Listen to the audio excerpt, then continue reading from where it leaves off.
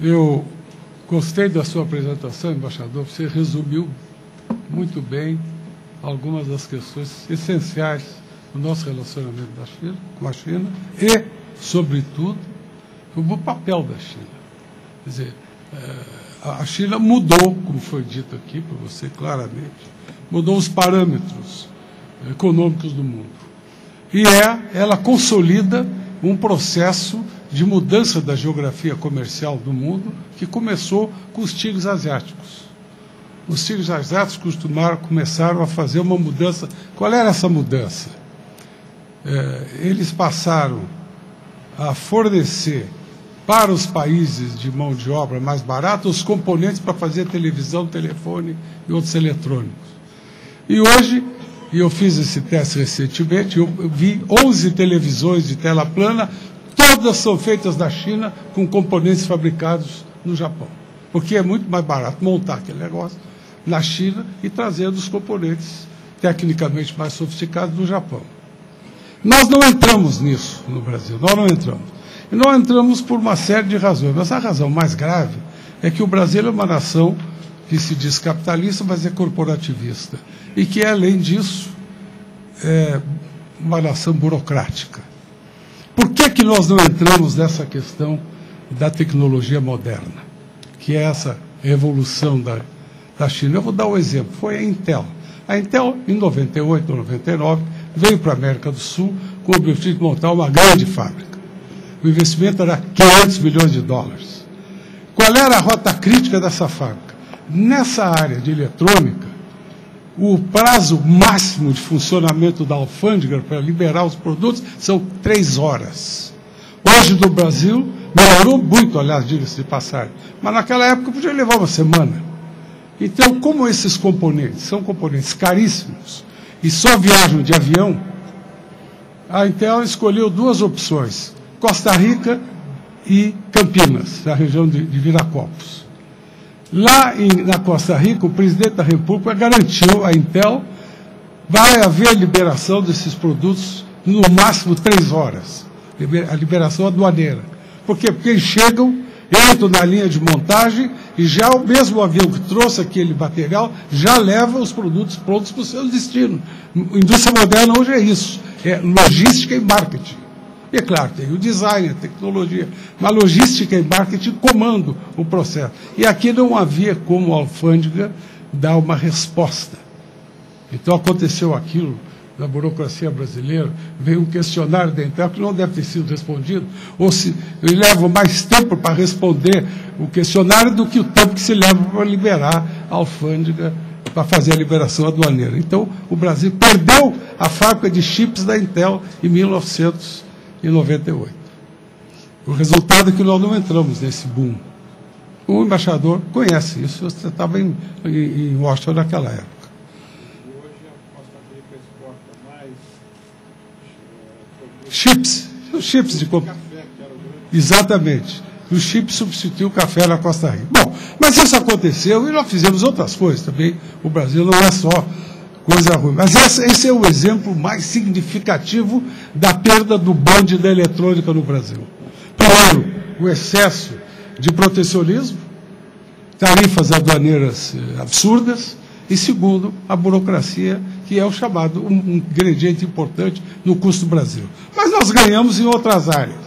Eu queria aproveitar aqui para fazer referência a uma questão que o Roberto mencionou. Há uma mania de dizer que o Brasil não entrou na eletrônica e tudo aqui é tecnologia antiga. Não é bem assim. O Brasil tem as cadeias produtivas do agronegócio mais modernas do mundo. A melhor genética bovina do mundo está aqui.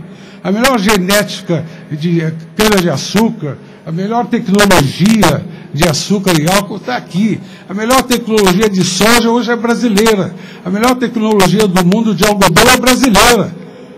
Nós fazemos algodão colorido, naturalmente, em Campina Grande, que pouca gente conhece. É a Embrapa. Quer dizer, a revolução que ocorreu nesse país nos últimos 10, 15 anos é extraordinária. E não se deve falar em que a agricultura ou a pecuária são coisas antigas, porque na cadeia produtiva há algumas das mais modernas tecnologias do mundo, é estado da arte. Então, e nós temos que ser bons no agronegócio. Por quê? E aí vem um ponto importante da nossa relação com a China. O Brasil é a última fronteira agrícola do mundo. O Brasil tem hoje 90 milhões de hectares para plantar, sem tocar num arbusto da floresta amazônica. Aqui tem terra, tem sol, tem água, tem tecnologia e tem outra coisa importantíssima que na África não tem: capacidade empresarial. Os empresários brasileiros do agronegócio são dos melhores empresários do mundo, inclusive para aguentar o que eles passam aqui, né? Não é sopa ser produtor aqui no Brasil, mas eles enfrentam tudo e mostraram o que se pode fazer. Então, acentua-se cada vez mais pela nossa demora em entrar em eletrônica, mas pelo nosso grande avanço no agronegócio, esse caráter complementar dessas duas economias. E esse caráter complementar das duas economias se faz sentir com muita intensidade recentemente. Eu não sei se nós temos ali um... Vejam aí como cresceu a importação e a exportação. A exportação e a importação entre Chile e Brasil só crescem porque as economias são complementares.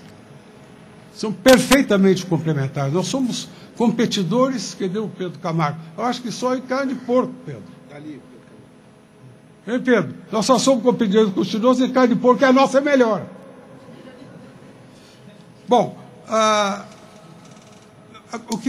essa complementariedade está aqui especificada. Quer dizer, nós vendemos para a China soja, e farelo de soja e óleo. E minérios, principalmente minério de ferro. E alguns outros combustíveis.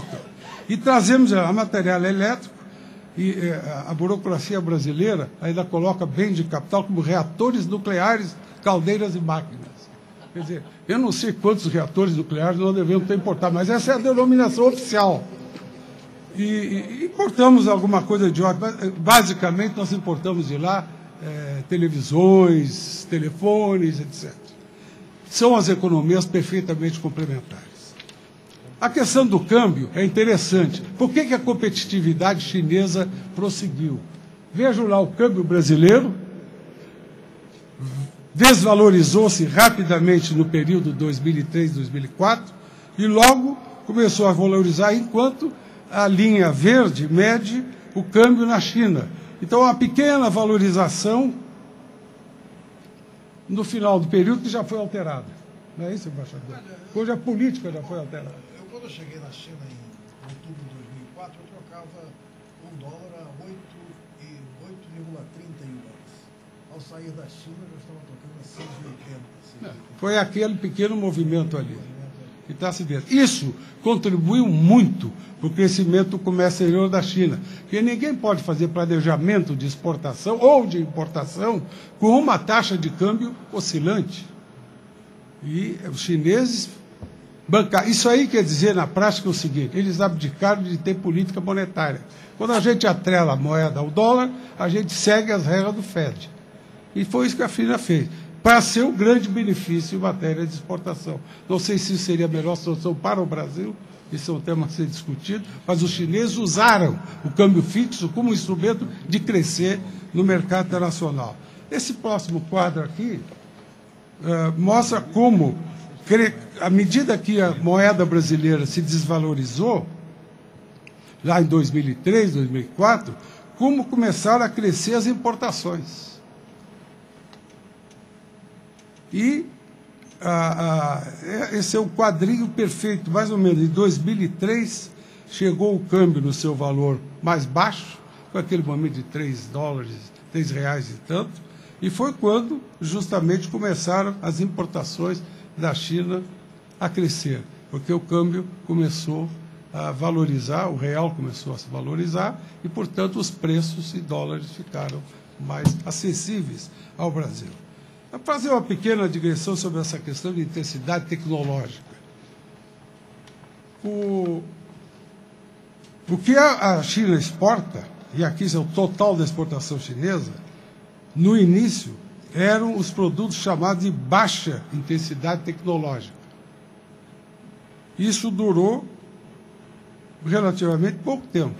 De repente, as exportações da China são média, alguma coisa de baixa tecnologia ou média alta. Isso é o conteúdo tecnológico. Qual é o que aconteceu num determinado momento na economia mundial?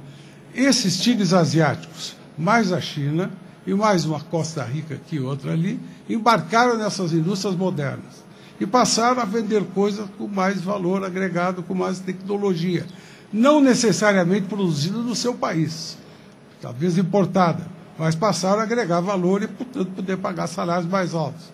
Isso aconteceu na China com grande velocidade. Eu tenho outros quadros aqui, mas eu queria mostrar apenas o seguinte. Vamos passar. Você está comandando aí? Então, passa os três aí para frente, para não ficar... Aqui, ó. Aqui. Aí? Eu que devia assessorá-lo, não ele a mim. Mas vejo aí... Além de bom economista, pilota um laptop como poucos, né? E com o dedo só. Esse quadro aqui mostra como é que evoluiu o saldo comercial com a China. Vejam, o saldo que nós temos com a China é todo no agro e indústrias extrativas. A primeira linha é soja, minério, e a segunda, minério. E as indústrias de transformação, nós temos um grande déficit. Quer dizer, tudo que é valor agregado, a China manda para cá. E os outros produtos... nós tentamos mandar para lá minério, soja, essa coisa toda. Há uma crítica que é feita com frequência contra essa questão dos produtos chineses no mercado brasileiro. Eu tenho um quadrinho aqui que mostra que é elaborado lá pelas Fiesp. A penetração dos produtos chineses, que era baixa, de 0,3, 0,2, quer dizer, percentual do mercado brasileiro dos produtos que entram da China, hoje é 1,67%. Não é, portanto, uma ameaça assim tão violenta abrir um pouco o mercado para trazer coisas da China. Eles só entraram nesses produtos que eles vendem aqui em 1,67% do mercado. Portanto, o que nós temos que fazer mesmo é abrir mais a economia, que, aliás, já é bastante aberta. O que nós precisamos é conseguir, Rubens, negociar melhor aí com o negócio da OMC, essa coisa toda, mas nós precisamos abrir mais a economia. O embaixador disse com muita clareza, para exportar mais é preciso importar mais. Nós ainda nos recusamos um pouco a admitir essa questão pela tradição protecionista que temos e aqueles que são escravos do nosso homem lá da escola latina, lá do Chile, como é o Prebisch. O Prebisch insistia nessa tese. Vamos ver o que está acontecendo agora entre Brasil e Chile em matéria de participação no comércio. Isso aí é sem serviços, são mercadorias. Hoje, a China é 9% das exportações mundiais de mercadorias e nós, que já fomos 1,5% há 50 anos, somos hoje 1,2%. E, na verdade, com todo o crescimento das exportações, com todo o avanço, nós somos apenas 1,2% do mercado mundial. Se nós quisermos exportar mais, nós temos que importar mais. Não há como fazer diferente. Não existe milagre. Agora, voltando à China, esse próximo quadro aqui mostra uma coisa surpreendente. Em 97, a China exportava 38 bilhões de dólares de produtos de mais alta tecnologia. Hoje ela é o líder mundial, com 343 bilhões de dólares. Vocês dirão, mas é tecnologia japonesa? É tecnologia da Califórnia? Porque eles também aprenderam que a gente pode comprar tecnologia, desde que tenha um sistema de propriedade industrial que funcione. E essa é uma das dificuldades do Brasil. O Brasil, na década de 70, ainda discutia se devia ter uma lei de patentes com a extensão que foi feita naquela época, e se devia existir um INPI. Nós fomos muito reticentes no processo de modernização, não da nossa arquitetura, mas da nossa cabeça, da nossa cultura protecionista, restritiva, e cartorial e corporativista. Aqui mostra como é que houve... Vejam a Alemanha. Deixa eu afastar um pouquinho para ver se diminui um pouquinho o microfone. Desculpe. A Alemanha exportava desses produtos 101 bilhões. Ela dobrou para 200. Os Estados Unidos exportavam 280 e passaram para 320. Por que isso? Os Estados Unidos estão ficando mais atrasados? Coisa nenhuma, eles estão vendendo tecnologia. fabricando essas coisas do Japão, na Malásia, que vão depois para a China, onde são montadas e exportadas. Essa é a globalização que o Brasil, eu falo fabricando da China mesmo, que nós ainda não entendemos. Eu recortei aqui, porque isso é fruto não apenas de decisões comerciais, imediatistas, não, isso é fruto de uma estratégia, como o embaixador deixou claro, o governo chinês adotou para introduzir a China no mundo moderno desde a época do Deng Xiaoping. Isso aqui é o discurso do presidente Hu Jintao, que é de 2006, e isso aqui resume. O modelo chinês é baseado no conhecimento. Os chineses são confucionistas, portanto, pragmáticos, e seguem Confúcio, Lao Tse e Mencio. O pragmatismo é a cultura chinesa. Por isso é que eles têm tanta eficácia em tomada de decisões e implementação dessas decisões. Então, a última grande decisão do governo chinês foi que as empresas sob controle do Estado, porém sob a forma de sociedade de ações, são o grande instrumento do projeto chinês de internacionalização de investimentos. Se eles têm um projeto fundamentado em internacionalização e em grandes empresas, isso está dentro de um contexto bem amplo. E esse contexto está aqui. Eles tiveram 4 coisas. Primeiro, o sistema de planejamento, a capacidade de planejar infraestrutura econômica e social. Eles deram prioridade à ciência e à tecnologia, e para eles ciência e tecnologia é desde formação de pessoal, educação na China é absolutamente prioritário, e tiveram, claro, custos de investimento, produção e logísticas compatíveis ou mais competitivos. Outra coisa, qual é a grande diferença entre China e o Brasil? O Brasil é um povo, vocês me desculpem, mas eu tenho que falar isso. Eu vou num restaurante aqui em São Paulo, peço um prato complicado, um vinho, e me serve maravilhosamente bem o maître, os garçons, até o camarada que leva o carro. Quando termina, ele diz assim, desculpe alguma coisa. Eu proíbo o meu pessoal de falar isso. O brasileiro parece ter um negócio de baixa autoestima. Tem que pedir desculpa por quê? Esse troço de desculpa alguma coisa tem que ser eliminado. Não tem que pedir desculpa para nada. Quando o embaixador Rubens marcou com um dia de antecedência uma entrevista minha com a ministra da Agricultura americana, que tinha assumido numa quinta-feira, a entrevista foi segunda. O Rubens marcou, e eu fui lá falar com ela que aqui não tinha vaca louca. E levei um documento. Eu não fui lá pedir explicação, não pedi desculpa para os americanos. Eu fui mostrar aos americanos que no Brasil tem coisa séria. O Brasil tem uma mania, e nós damos razão, é verdade, embaixador, que frequentemente alguns dos nossos famosos questionários não são respondidos adequadamente. Mas nós encontramos saída também, você sabe.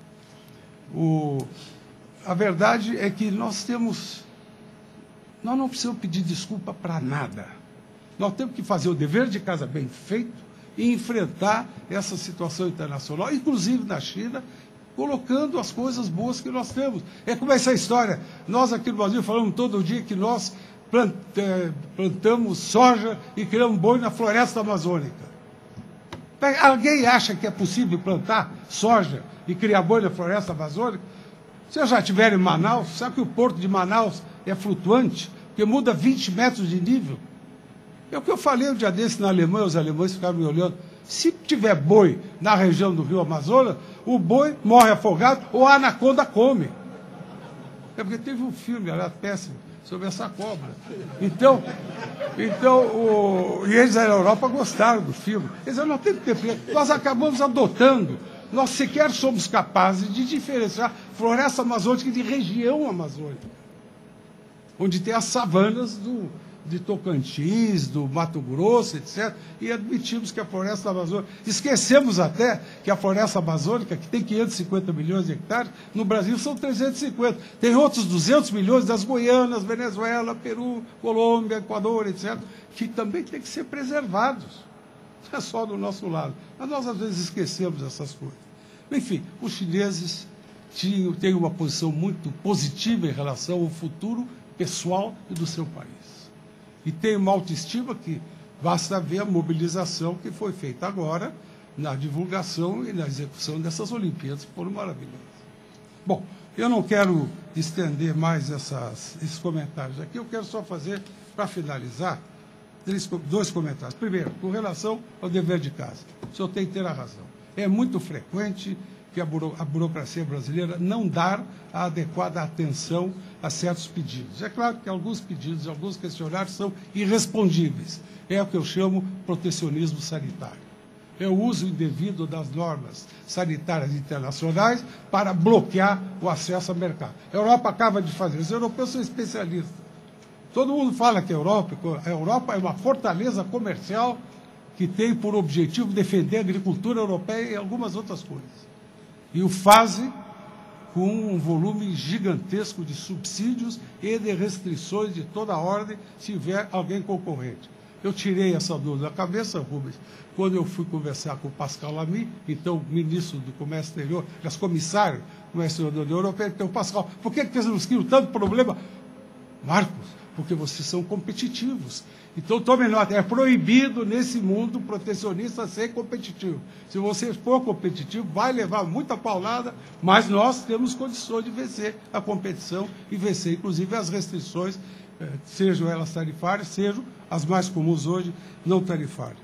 Mas nós conseguimos, então, superar o problema com a China. A China, que no início da década de 2000, comprava 50, 60 milhões de dólares, o ano passado nos comprou 200 milhões de dólares de carne, e esse ano nós já vendemos 300 milhões de dólares até agosto. Como? A gente manda para Hong Kong, onde a tarifa é zero, a tarifa de importação, e os chineses internam, então, a carne pagando os tributos que houver entre Hong Kong e China. Então, a gente vende a carne para Hong Kong e a carne depois vai para a China, a maior parte dessa carne vai para lá. Quer dizer, há sempre formas de descobrir, desde que tenha gente no local. E, sobretudo, gente que fale chinês. Nós precisamos ter mais gente falando chinês. Olha, eu estou falando sério. Eu tenho 2 netos. Uma com 3 e outro com 4. Os 2 estão aprendendo chinês. Porque é nessa idade que aprende a falar chinês. Os netos estão aprendendo chinês. Minhas filhas foram educadas em inglês. Agora, a linguagem do momento é o chinês, tem que ser. Tem muita professora parte boa e elas sabem ensinar. Semana passada foi o aniversário do meu genro. A guriazinha veio, 3 anos, cantou parabéns a você em chinês. Essa menina vai ser uma vendedora de produto brasileiro em Xangai. Estou preparando desde já. Bom, para concluir, nós estamos vendendo cada vez mais na China, descobrindo os caminhos. E um dos caminhos, por incrível que pareça, é o churrasco. E em Xangai tem centenas de lugares chamados churrascaria brasileira. Só que não é churrascaria brasileira, coisa nenhuma, em geral. Alguma, eu acho que até umas 10 que são, né? Eu fui a uma em Pequim, por exemplo, recém-inaugurada, onde estavam todos os garçons, todos chineses, mas todos bombacha, isso. Isso faz parte do marketing, faz parte do marketing. O gerente e o cozinheiro que eram brasileiros, mas o cozinheiro era paraibano. Era paraibano. Bom, nós precisamos fazer mais marketing. Nós precisamos aprender a vender. Eu faço parte do board de uma universidade dos Estados Unidos, que é a Escola Wharton, que tem uma especialidade em marketing. Mas eu não mando nenhum dos meus amigos e alunos para estudar marketing na Wharton. Não, vocês vão para a França e para o norte da Itália. Por quê? Porque eles vendem água. Se eu for a qualquer supermercado aqui, tem Perrier, Evian, Badois, e agora São Pellegrino. São Pellegrino virou uma praga. A gente chega, o cara, se eu quer com gás, São Pellegrino. Se eu quer sem gás, é Evian. Quer dizer, eles vendem água aqui, nós compramos. O que é isso? É marketing. Nós temos que aprender a fazer mais marketing. Além de falar a língua deles, nós temos que investir em marketing. Para investir em marketing na China, é bom falar chinês. Por isso, os crianças irão aprendendo desde já. O ponto final, eu fiz uma anotação aqui, o ponto final é o seguinte: qual é a solução para aumentar esse comércio nosso com a China? O que nós temos que fazer? foram feitas várias propostas e sugestões. Primeiro, é o dever de casa, que o embaixador falou. Tem que ter dever de casa bem feito. Segundo, marketing. Nós temos que aprender a fazer marketing. Se os europeus vendem água aqui, nós temos que fazer pelo menos igual a eles. E o último ponto, nós temos que investir na China. Nós temos que deixar de ser um país que só gosta de investir em casa. Nós não podemos ser muito grandes no nosso mercado. Nós temos que investir fora do Brasil. E a grande saída para vender mais da China é investir. Eu me lembro daqueles gaúchos que hoje vendem calçados lá, que o pessoal que era de Campo Bom, não é? Eu não sei como é que está Marco Polo, tinha alguma coisa lá, está voltando a ter. Você associou com a Iveco, parece que... Bom, agora foi com ia entrar ela própria. Eu acho que ela vai entrar sozinha. E são empresas do Rio Grande, que é um estado pequeno, e que precisam sair para fora, senão não consegue mais crescer. Então, eles foram seguidos agora por um grande número, que o melhor exemplo é a Embraer. De qualquer forma, nós precisamos investir na China. Nós temos que construir as nossas fábricas, os nossos centros de distribuição, nós temos que ter ou nossos terminais portuários, ou acordo com terminais portuários, porque o problema de logística é complicado, e nós não podemos ficar sempre dependendo de um trader, de um comissário, de um despachante. O Brasil está muito acostumado a ser exportador de commodity. Os outros fazem todo o serviço. Nós temos que fazer nós mesmos esse trabalho e fazemos os nossos investimentos. Então, eu concluo aqui os meus comentários, agradecendo a oportunidade de estar hoje de novo aqui, especialmente a companhia do embaixador Cássio Neves, do meu amigo Zé Roberto, do Fausto, e transmito ao Fernando Henrique os agradecimentos, porque quando eu comecei a ter esse tipo de ideia, foi que o Malan me ligou, e depois o Fernando Henrique me convidou para eu voltar para Brasília, né? Eu já tinha tido cota de Brasília, que chega, mas voltei para Brasília. E o que eu vou fazer? Quis que eu seja ministro da Agricultura. Eu sou economista, e a única proximidade que eu tenho com a agricultura é que eu sou gaiteiro. Mas eu não conheço, eu não planto, eu não crio. Então, como é que foi a... Dizer, o que vocês querem? O Brasil tinha um enorme saldo negativo na balança comercial. Você tem que nos ajudar a vender.